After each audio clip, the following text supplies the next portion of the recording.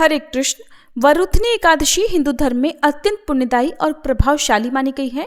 वैशाख मास के कृष्ण पक्ष में आने वाली ये पावन एकादशी है और इस व्रत का संबंध भगवान विष्णु के वराह अवतार से है। वरुथनी का अर्थ होता है रक्षा करने वाली या सुरक्षा प्रदान करने वाली। यही कारण है कि इस एकादशी को ऐसा व्रत माना गया है जो व्यक्ति को उसके समस्त पापों, दुर्भाग्य और नकारात्मक प्रभावों से बचाता है। मान्यताओं के अनुसार इस दिन किया गया व्रत और पूजन जीवन में एक प्रकार की आध्यात्मिक ढाल का काम करती है। शास्त्रों में वर्णित है कि एकादशी मनुष्य को केवल पापों से मुक्ति ही नहीं देती, बल्कि उसे सौभाग्य, समृद्धि और मानसिक शांति भी प्रदान करती है। वर्तमान कलयुग में जो कोई सच्चे मन से इस व्रत का पालन करता है, उसे कई जन्मों के पापों से छुटकारा मिल सकता है। इस बार एकादशी तिथि 12 अप्रैल दिन रविवार को रात 12 बजे के बाद से शुरू हो रही है। देखा जाए तो ये 13 अप्रैल सोमवार की तिथि रहेगी और एकादशी तिथि 1:18 से शुरू होगी। सोमवार को पूरा दिन एकादशी तिथि रहेगी और देर रात 1:08 पर तिथि समाप्त होगी। देखा जाए तो रात 12 बजे के बाद से 14 अप्रैल मंगलवार का दिन शुरू हो जाएगा। ऐसे में सूर्योदय व्यापनी तिथि के अनुसार 13 अप्रैल दिन सोमवार को ही वरुथनी एकादशी का व्रत रहेगा। एक दिन पहले रविवार को दशमी तिथि रहेगी, लेकिन दशमी तिथि रविवार को होने के कारण न तो आप तुलसी के पत्ते तोड़ सकते हैं और रविवार को तुलसी जी में जल भी अर्पित नहीं किया जाता। तो शनिवार को तुलसी जी में अच्छे से जल अर्पित करके शाम को सूर्यास्त से पहले एक बार फिर से जल अर्पित करके अगर हो सके तो तुलसी जी के पौधे को किसी ठंडी छांव वाली जगह पर रख दें, ताकि इन 2 दिनों में जल अर्पित ना करने के कारण तुलसी जी का पौधा ना मुरझाए, ना सूखे और कम से कम उन्हें परेशानी हो। क्योंकि माना जाता है एकादशी के दिन तुलसी माता भी उपवास रखती हैं, इसलिए तुलसी जी में जल अर्पित नहीं किया जाता है। वहीं शनिवार को ही तुलसी के पत्ते तोड़ कर रख सकते हैं, जिसे आप एकादशी और द्वादशी तिथि में भगवान के भोग में अर्पित कर सकते हैं। 13 अप्रैल सोमवार के दिन ब्रह्म मुहूर्त सुबह 4:35 से 5:23 तक रहेगा। इस दिन सूर्योदय सुबह 6:11 पर और सूर्यास्त होगा शाम 6:42 पर। इस बार सोमवार के दिन से ही पंचक भी शुरू हो रहे हैं, जो कि 5 दिनों का समय होता है, जिसकी अलग से वीडियो हमारे चैनल पर पहले से ही अपलोडेड है। और धनिष्ठा नक्षत्र इस दिन शाम 4:03 तक रहेगा। बाद में शतभिषा नक्षत्र प्रारंभ होगा।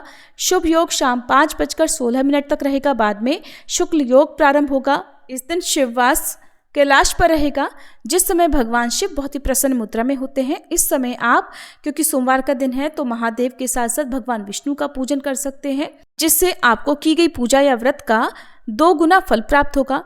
वहीं सोमवार का दिन होने के कारण आपको इस बात का भी ध्यान रखना है कि पूजा में या भोजन में चावल का सेवन नहीं करना है, क्योंकि इस दिन एकादशी भी है। एकादशी के दिन प्रातःकाल पूजा मुहूर्त रहेगा सुबह 4:51 से 5:58 तक।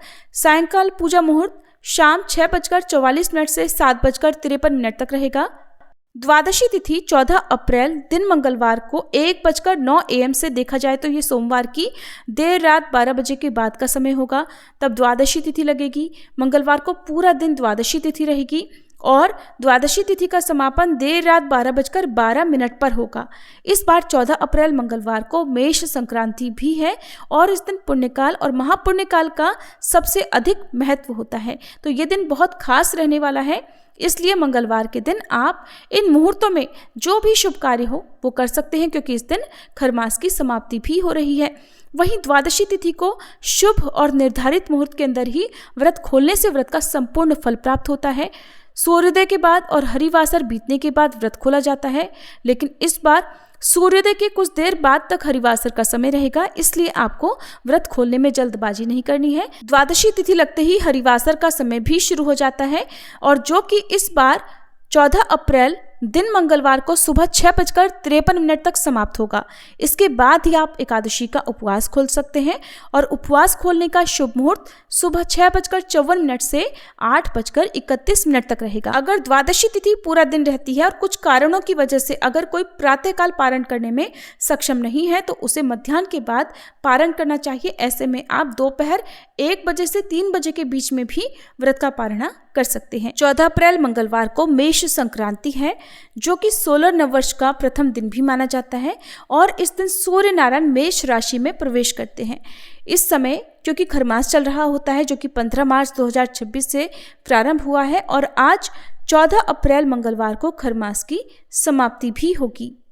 इसके अलावा वैसाखी का पर्व भी 14 अप्रैल मंगलवार के दिन ही मनाया जाएगा। मेष संक्रांति के दिन से ही सारे शुभ और मांगलिक कार्यों की शुरुआत हो जाती है और इस दिन पुण्यकाल और महापुण्यकाल में किए गए स्नान, दान और जप का अक्षय पुण्य प्राप्त होता है। तो 14 अप्रैल मंगलवार को महापुण्यकाल सुबह 7:30 बजे से 11:47 तक रहेगा और पुण्यकाल सुबह 5:57 से दोपहर 1:55 तक रहेगा। आज के दिन आप सभी को एक कार्य अवश्य करना चाहिए कि सुबह हो सके तो ब्रह्म मुहूर्त में, नहीं तो सूर्योदय से पहले उठकर स्नान करके तांबे के लोटे में अक्षत, जल, लाल चंदन और पुष्प डालकर सूर्य देवता को जल अर्पण करें और गायत्री मंत्र का जाप करें। तो इस बार 14 अप्रैल मंगलवार को मेष संक्रांति के दिन 7:58 का जो समय है, ये अपने पूर्व जनित पापों को नष्ट करने के लिए और पुण्य को उदय करने के लिए जो भी शुभ कार्य आप कर सकते हो वो करने के लिए सबसे सर्वश्रेष्ठ समय रहेगा। ये थी आज की वीडियो। उम्मीद है आपको पसंद आई होगी।